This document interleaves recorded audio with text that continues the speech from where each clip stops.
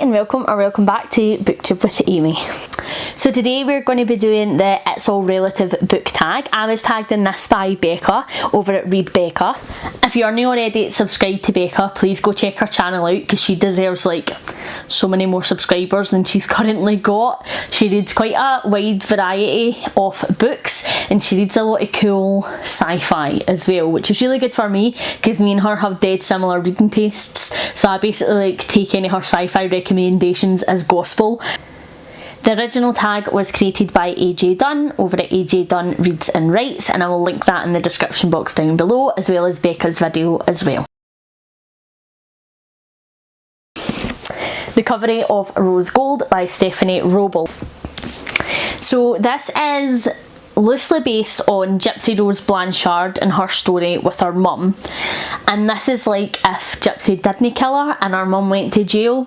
And so this deals with Rose Gold, our main character, and her mum Patty, and what happens when Patty gets out of jail and how, if at all, they can salvage their relationship.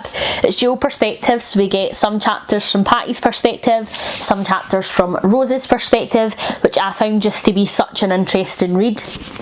And when I read this, I read it shortly after I had reread Misery, and Patty was giving me like major Annie Wilkes vibes, so I still class this as a Misery AU where Annie had a baby and like everything with Paul just blew over. She started a new life in a new town and like this story has happened. So Patty is a great character, potentially not a great mother, but a great character to read about nonetheless. So I'd really recommend this if you sort of feel like crime fiction and also if you like Misery. This would need to be the first couple of books in the Throne of Glass series for me. And the king, Dorian's dad, I really detested. He was cruel, he was uncaring, he was unkind, he was like the biggest douche ever. I really didn't like him, and I really didn't like how his relationship with Dorian then affected Dorian as a person. And although it was an interesting dynamic to read about, like I am such a Dorian fan that like it was hard to know going into the book and kick fuck at his dad. Like I wanted to throw punches, I was trying to square go him, like he was an atrocious father. So aye. Red Queen by Victoria Aveyard. So I really enjoyed the relationship between the two princes in this book, Cal and is it Maven? It's been a while since I've read this, but I really liked their relationship because they were in different positions for the throne. And I don't know why, but that's just something that I find really interesting. Also in real life, like if there are two brothers or two sisters who are in line for the throne, I just think it's really interesting how, based on their positioning, the different lives that they get to lead and the things that they're allowed and not allowed to do, and how that then goes on to affect them as people.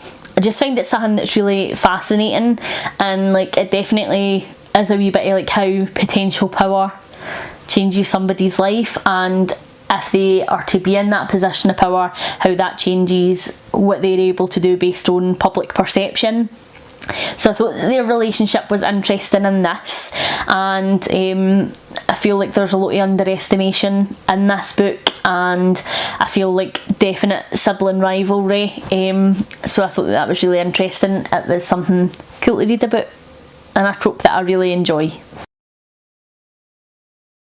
So I found it difficult to answer this one because I feel like I don't really read a lot of books where it does that, but there are some books where I have read and then there's maybe been like a prequel series or a sequel series based on like slightly different characters, and so I think that counts, so that's sort of done. So I would have to say the Percy Jackson series by Rick Riordan. We obviously get to experience a huge chunk of Percy's life through these books, but then there's also the Heroes of Olympus series, which I believe to be a prequel series where we find out about a whole bunch of other gods and goddesses and all that good stuff. Now I haven't read the Heroes of Olympus series yet, but I definitely plan to. If I'm wrong on that, let me know. This is The Convenience Store Woman by Sayaka Murata. I think that the main relationship in this book is really fascinating, and it really interested me as to why the two parties were in this relationship, and then how the relationship dynamic really swiftly changed and what both partners were willing to accept or not accept out of that relationship.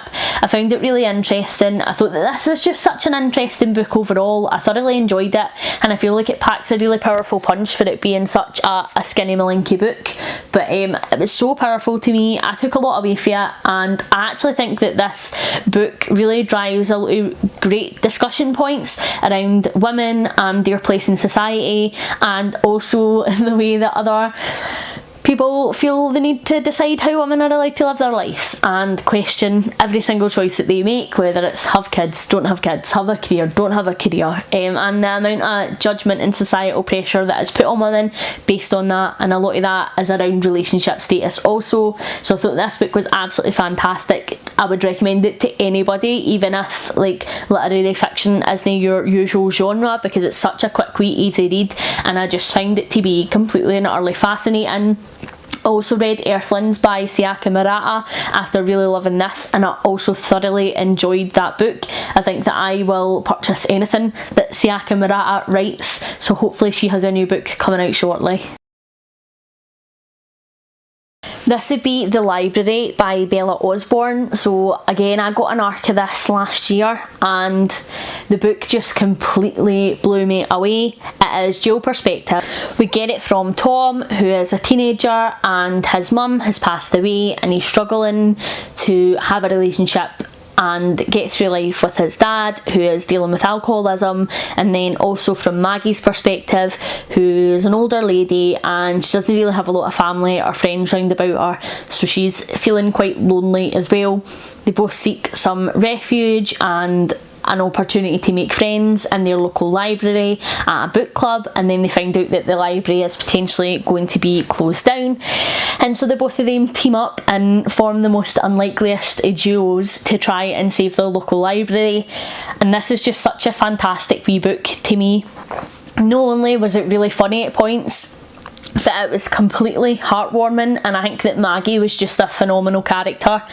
I think that a lot of times in books and TV, older people almost don't have a huge amount of personality. Like, they're either there just to be like your standard old person, or like they're a victim of something, but they aren't a character in their own right. And I feel like that's definitely not the case with Maggie. She has a lot of characters, she's lived a full life, she has made mistakes and she's learned from them, she's regretted some things, she's experimented a lot in her day with a lot of different things, and she owns her mistakes and is trying to live the best life that she can. And I think that she was brilliant. She was really funny. I loved her and Tom's relationship, the way that she cared for them and nurtured them, and the way that she was looking out for them. I feel like they both taught each other a lot, and I think that she learned just as much for Tom as he learned for her, and it was just really beautiful to see their wee friendship blossom. I thoroughly enjoyed it. I would recommend this book to anybody if you haven't already read it, if you're just looking for like a cute wee heartwarming story that'll also have you in tears. It was fantastic. We all knew that my answer to this question was obviously going to be The Raven Boys by Maggie Stiefvater. Like, of course it was, because I'm obviously that predictable. The relationships in this I've talked about so many times on this channel, but like, I'm not going to pass up another opportunity to talk about it. I thoroughly enjoyed it. you know, the friendship between the boys in this book was brilliant, and I really enjoyed the friendship that they then had with Blue as well. I feel like they just welcomed her with open arms, and she was very quickly one of them. Like, they go hard for each other in this book, and I love it so much. Over the course of the whole series, they have each other's back so many different times in so many different ways. They're willing to just go above and beyond and do anything to protect each other because they love and they care for each other so much. I just love it. I felt like these guys were my pals, and so when like I finished the series, I was a bit upset about it because I was like, I didn't get to hang out with my pals anymore. And I now know that the Dreamer trilogy is coming to a close because Maggie Stiefvater is bringing that out later this year, I believe, and I can't wait to get it, and I need to get the second one so that I can just binge the 3 of them, because I haven't read the first one yet, because I know how impatient I am and I know how obsessed I get with Maggie Stiefvater's characters and her world building, so I didn't want to read it until I had all 3. But this series is amazing. I just really adore the friendships in them. I thought they were fantastic. Goodnight Mr. Tom by Michelle McGodian. So this focuses around our main character William, and he gets evacuated during World War II because he lives in London. So they evacuated all the kids from London and really dense areas that they felt were going to be bombed out to families in the countryside, and they had to live with them until the war was over. So he's technically not abandoned because his mum hasn't passed away, but I feel like it counts. And we follow William as he needs to navigate being away from his family at this really tumultuous time in history and having to deal with that. He's still very young, and then also dealing with how he gets on with Mr. Tom, who is the person who's taken him in and who will be looking after him until he goes back home after the war. It's such a great book, and there's just so many different things that they touch on this book. It's absolutely brilliant. It's still one of the best books I've ever read to this day. It's so memorable. They also did like a TV adaptation, and like, I don't know why, but that's just so nostalgic to me. There's like a particular scene in it where like Mr. Tom is cooking sausages that just like lives in my head rent free. Like, I don't know why, but see, like the noise of that was just something stupidly cosy. I don't know why, but I loved it. So I'm going to recommend The Northern Lights by Philip Pullman. So the animals in these books play such a huge part. They're more than animals, they are the characters' daemons, which means they have a connection, and I think that they are just as important as the human characters in these stories, which I think is really cool. I really love a book where it gets animals involved. I'm such an animal person, and a lot of the times I feel like I connect more to the animal characters than I do the human characters, and I get like overly attached. So I thought that element of these books was absolutely brilliant.